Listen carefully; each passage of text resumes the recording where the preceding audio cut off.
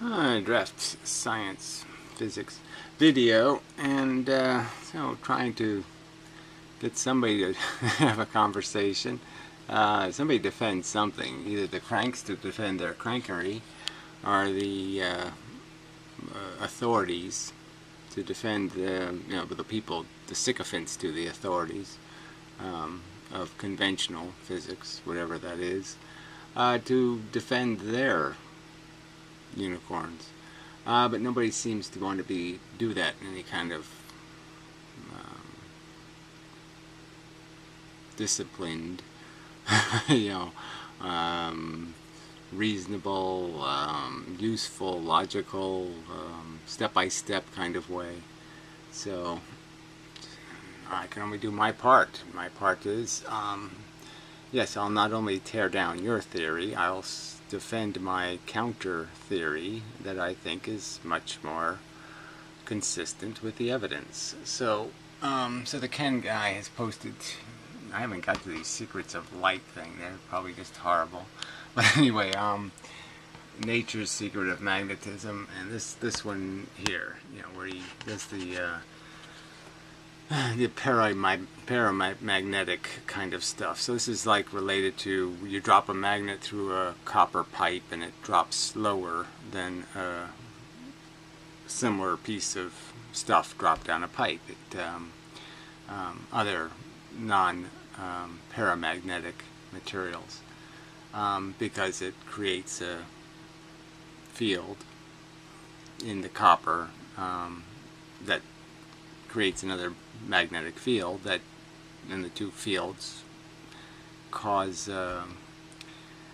they dampen each other, and so it takes longer for it to fall because it keeps making magnetism and breaking it and making it and breaking it, so to speak. So anyway, so this isn't really helpful. This video uses an hourglass to describe his hyperboloid-y stuff, and it just doesn't explain to you anything about why magnet A moves towards magnet B. There's just no explanation in his conversation about why the two things go together or fly apart. So I'll explain. So I'll play a little bit of this, but just mostly the end part, because it just does this usual thing. It just repeats the same stuff over and over and over, and it's all this, well, I'll play some of the language. I mean, it's just this useless centripetal, centripoodle, central diddly daddly. See, there they are right there. Why not do it yourself? And with Wix, I hate these your own Wix professional commercials. website.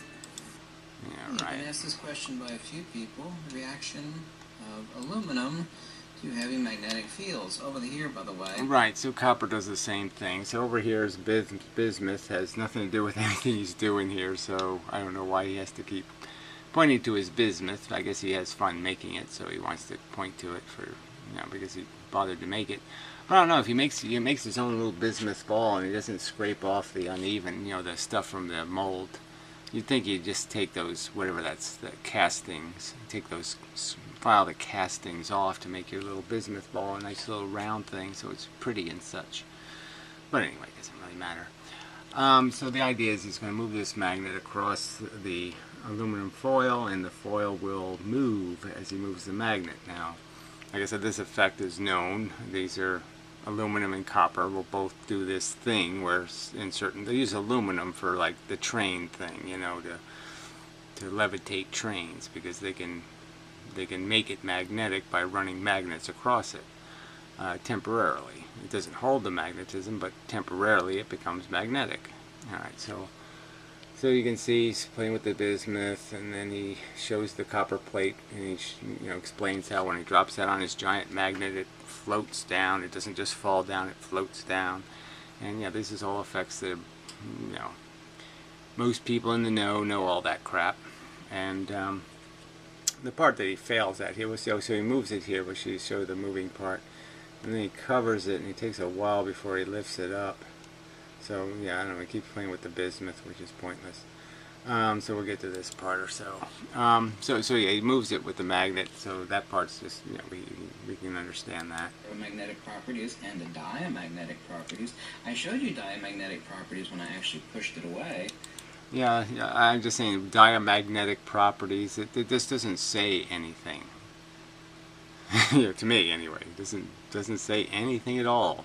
It doesn't really explain that what diamagnetic means is that for a moment you're able to line up the atoms in the material, and they become magnetic, but it won't stay that way. It does it only while the field's active, and when the field goes away, they flex back to their natural condition. Doing this is a demonstration of diamagnetic properties. I'm using the centrifugal edge of the... So centrifugal edge, so you skip some of this edge, and I'll explain why the edge is important, but yeah, it's why it's different than the center here. Could be a new post. And you know, he has a whole bunch of stuff. Sweep the aluminum along its way here. Those aren't air currents, okay? That's actually the... I think it did hit it a few times. So, since now I'm going to place the magnet and the center of the magnet over top of the aluminum, what's going to happen if I lift it up? Let's see. Yeah. Okay, so part of the problem with this is that he's doing it on foam, so he's doing it on a porous surface, and then he's putting aluminum foil, essentially a vacuum is formed, and so it falls off slowly because there's essentially a seal between the thin material and the other material, and you know, so that's an air problem. But beyond that, when it does float away, it will float away slower, differently than it would if it was not paramagnetic. So just as the effect happens going down, it goes going away. But again, this is just like dropping the magnet through a aluminum pipe. It'll do the same thing. All right. So, you know, he obsesses about this edge of the magnet and all this. I mean, I'll play some down here maybe, and he gets into it. Maybe he says something. I just don't think he will. And it's attracted to the centripetal point. Now, I'm going to show you something that is exactly what the copper plates do over top of the giant magnet. Where you drop these huge, heavy copper plates over the top of the giant magnet, they'll flutter down really lightly like a feather. Aluminum will do the same. Why? Because the centrifugal magnetism is pushing against the aluminum like a jet is. Alright, so we made this weird comparison, like a fire hose in a drain and all of this stuff, and none of this stuff is happening. The magnets aren't doing anything. They're converting the field energy, and how you orient something around them will change what field it's in, you know. And so this is what's really happening. Now, I know this drawing isn't going to be immediately it doesn't just scream, oh, I get it, you know. So you do have to think about it for a little bit. But magnets are two filters. And the really important thing to understand is they're acting completely independently. So even though they're stuck together, the north side and the south side, they're basically two different substances, and they're both receiving information from the environment and reacting. So you have to think of them as being almost independent even though they're tied together. So they both have a self-interest, so to speak.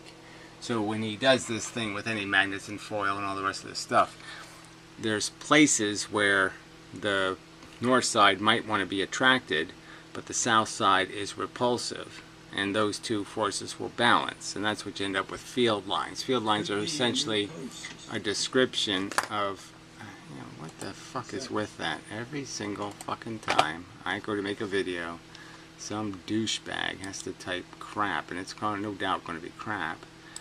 Yeah, blank images. Seen the light, white down to the side, red down, left side orange, whatever. Be blocking your IP, so be an asshole. So anyway, I just, you know, not interested, asshole. Come on, Gary, fire up the cam and get it, take to it. Fuck you. So somebody did make a 3D version of the two-slit experiment. That's quite not very useful. Where the hell do I have that here somewhere?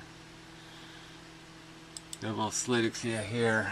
So, I mean, doing the 3/6 slit experiment, I don't know what that is. I don't know exactly what you're doing 3. This over here has some use because it has one slit, but you have the diffraction going the wrong way. It goes around the corner, not opposed to the corner. So these two things have to be moved. These parallel lines, it doesn't really work that way. This distance is tiny. It won't be represented at all at this end. So you have to just think of this as a big, huge magnifier. This magnifies what happens over here. So obviously this is really tiny and this is really big where you're projecting it. And so these parallel lines wouldn't even be visible. So they're essentially shining light to the same location if they have the same angle. And the point is that they don't have the same angle because the material on one side of the double slit is different than the material on the other side. The two... Could be a new post. I mean, some asshole's just saying, block me, Gary, please. You know, I will in a moment. Oh, shit. These people suck. I'm just so sick of this, you know, these assholes. These not, you know, if you're going to say anything, you should sign it. You should at least have the balls to do that. I mean, why would I give a fuck about your anonymous opinion, you dumb cunts? Yeah, I really don't care about anonymous assholes. What anonymous assholes have, what do the anonymous assholes have to say? Who fucking cares? Oh, yeah, audio notices off. Phew. Okay, back to work. Just really hate people. Raising, you ever seen like a jet of water like push up a beach ball? So let's see if you can see this properly. Try it yourself. It'll actually push it off to one side or the other. Yeah, so what's really happening, you know, is that it's not getting pushed off to one side or the other. It's that, well, the simplest part you can understand. I mean, I don't want to go into the whole polarization thing, but the point is one side of the magnet's creating something. Okay, when something goes through this, the south side, it gets changed, converted into something that it finds invisible. So if I put two, you know, if I put you know, a north against the north, the repulsion is because it's something they're sensitive to. So once it's converted to the same color as you are, you know, then you can see it and you move away from it. And the opposite effect happens when you're the north side and you have south side radiation coming out. That radiation goes right through you. So all of the polarizations of gravity are converted into something you'll find invisible. And then the opposite effect is all the polarizations of gravity are turned into something you're completely sensitive to. So it's just like a radio receiver. And so one side is receiving, you know, 10 hertz and one side is receiving 20 hertz, and they have the opposite effect on each other in the sense that if I'm producing 20 hertz, I'm sensitive to 20 hertz, and if I'm I'm invisible to 10, so anything 10 goes right through me. I don't even know it exists. And the point is that if it doesn't know it exists, if I convert all of gravity, let's say, goes through a magnet, and it's getting, most of it is getting polarized to something that I find invisible, that means that the other gravity that's still out there that hasn't been converted is going to seem much stronger because I've eliminated all the counter. So all the red going in one side, now I've taken all the red out of the other side. You can sort of see that the reds are going to win. And so anyway, but I don't really want to do the polarization argument. I want to just do the layering argument. And the point is that the center of the magnet has kind of a unique condition in the sense that there's no access from the red filter. So you can sort of see if something's sitting here, it can only receive black filtered it can't receive anything red filtered. There's no straight lines, don't allow the red filtering to get to anything here. But the point is that whatever's here is all, if it's going to be affected by a magnet, it has to be a magnet. There's no monopoles in nature, as they say, you know, at least for magnets. I don't think there is for electricity anyway, but so the point is that obviously the red side of the magnet and the black side, so the black side is going to be repelled and the red side is going to be attracted. So the red side is going to be swinging down. The black side, it's trying to get away from as fast as it's trying to get rid of it. And the point is it's going to end up doing that by sliding it in one direction or the other. So it's going to end up moving. If it moves this way, the attractive force isn't interrupted because there's still attractive force coming up from over here. So the attractive force isn't changed by moving this left and right. But what is changed is this repulsive force to the black is changed as it slides. It gets less and less significant. So, and especially when you get out to this edge, then all of a sudden now the black, which has now been moved to the right side, right? So now you have the black being the head, you know, the first shower, and this, now the red force will be able to affect the black and start pulling it down this way. So that's why you end up with a kind of a tendency for anything that's coming straight down to move to the side, is because of the repulsive element. The repulsive element still exists. So that's what I mean by the two things having an independent life. So even though this side is attracted, that means all this force here is pushing this down completely because there's no force it sees coming up. This other side is still exactly the opposite. And so the intensity is just as strong. And they say the repulsive end of a magnet, the repulsive effect is a little bit stronger than the attractive element. And so that would tend to mean that because this thing probably won't be able to line up perfectly straight, that it's going to tend to move in some direction or the other. It'll just pick one, whatever one there's a bias on, and it'll tend to move in that direction. And then especially when it gets somewhere past this perimeter and it can start feeling the effect of the South Pole, then it'll start pulling even stronger to the edge. So it will, as soon as it crosses this barrier, then it's heading south quickly. But the problem is too is momentum. So once the magnet starts to move, it has momentum as a physical thing, and it has to overcome that. So you can sort of see this with this cheap experiment. It's upside down, I think. Alright, so anyway, so there's a little ball bearing here, right? So if I push him all the way over to the edge, okay, and then I put it, I just initiate, you can see it goes way over, way overshoots, okay, and then it comes back. So its momentum, its acceleration, takes it right past the field energy. So it gains so much acceleration that it goes all the way past the field energy where it wants to be, and has to now make the return trip. So it has to destroy all of that acceleration and then re-accelerate back to the neutral.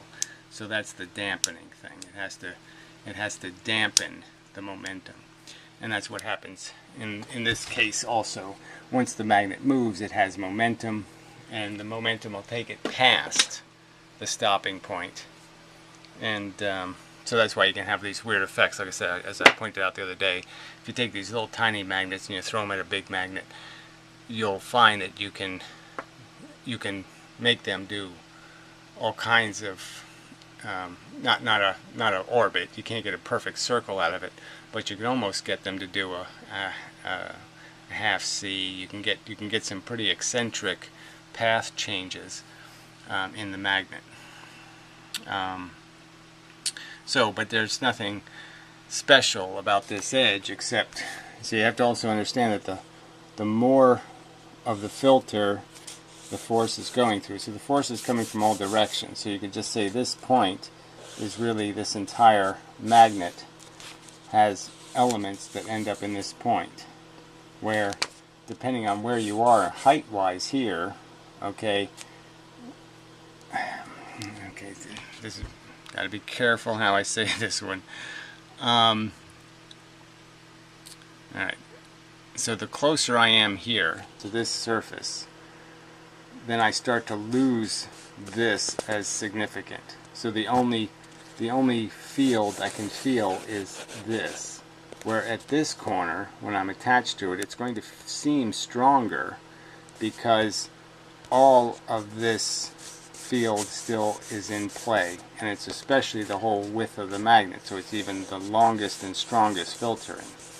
So this corner, even though it is accessible to some of this, almost accessible to this negative force, depending on how fat it is or big it is. Whoa, way too close. Sorry about that. Some videos just don't go the way you want them to. This is one of them. But the point is, you can sort of see that because of this angle, all these points are always relevant at close to the surface. Where close to the surface, you're really hard to get to. This part of the magnet becomes less and less relevant. So you will be stronger at the corner in terms of this force of attraction. But if the magnet sticks out at all, then you're going to have the problem of the repulsion being created by the red side. Because now it can get to you. Now it can reach you. But that's so the real point is that the magnet is essentially two separate filters, and they're affected independently by two separate kinds of force, and they produce the kind of force that affects inversely. They're invisible to the force they produce. So the north is producing field energy that north sides of magnets are sensitive to. That's what I meant to say. Yeah, so that's why they repel, is because they feel the force. Because it's a polarization, they are more likely to filter. And it's like the frisbees going through the jail bars. So the north side produces frisbees that are coming out exactly opposite to the orientation of the filter. So it's this ribbon. I used this ribbon argument before, but a ribbon, you turn it 45 degrees and it ends up with exact opposite dimensional orientation. Right? You can't get more opposite to horizontal than vertical, and yet they're only 45 degrees difference. It's not what you would expect, 180 degree difference. And so that's an interesting phenomenon. And that's the controlling element in all this. So let's see, do I need to say anything else? Yeah, so I just don't want to do the video over, so I'm just not going to do it over. But it's one of those videos that could be done over. So I'll play a little more of this. Everything in the universe is magnetic. Only four principles: resistance, capacitance, permeability, and permittivity. Yeah, permeability, permittivity. So those you could understand as what I'm just saying, in the sense that you could say that when he says this permittivity and permeability thing, he's talking about acquiring acceleration and not acquiring it, being invisible to something and then being sensitive to something. Now the resistance and capacitance thing this really doesn't have much to do with any of this. It doesn't have anything to do with the creation of this force, and it's a real force, and it comes out in straight lines, just like gravity. Magnetism works the same way. That's how the field lines are created. It's because it's a straight line force that emanates from the magnet. And what else needs to be said about that? And so the neutral point, so the interest one, the barrier between the two is where the magnet ends up having, you could sense that the field lines would line up because the magnet is always. See, the trick of field lines is once they have material in them, they become magnetic themselves and they create their own field line. So they change the field lines by being field lines. So the more material in the field lines, the location of the field lines is going to change. That's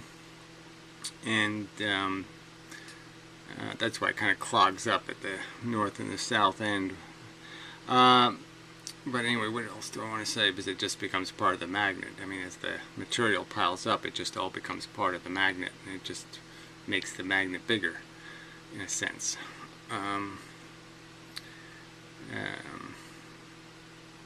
So the neutral is the interesting one. And if you take two magnets, and put them lengthwise and vertical-wise on their center points, there is a point where you can have the two of them and you'll feel almost nothing, neither repulsion nor attraction as you move them together, because all the forces end up balancing. But you have to do it, it has to be rather precise, and any jitter or any little bit off, and you can start to feel the magnet trying to turn or trying to twist to orient itself to the field.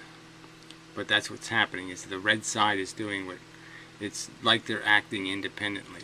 Each one is going its own way. So when this black side is trying to get away, the red side is trying to come in, the two of them can be very competing in terms of their force. And they really don't affect each other, except in the sense that they're tied to each other. So then they just have to torque or balance their condition based on that torque. And that's where they end up with too much momentum. And that's when the magnet swings around, and then its momentum carries it too far, and it goes too far around, and then it has to dampen and go back again. And that's why the metal slows down going down, is because essentially you're initiating a magnetic field, and then the charge of that field swings too far, and then it has to reverse direction, and that's the dampening. So anyway,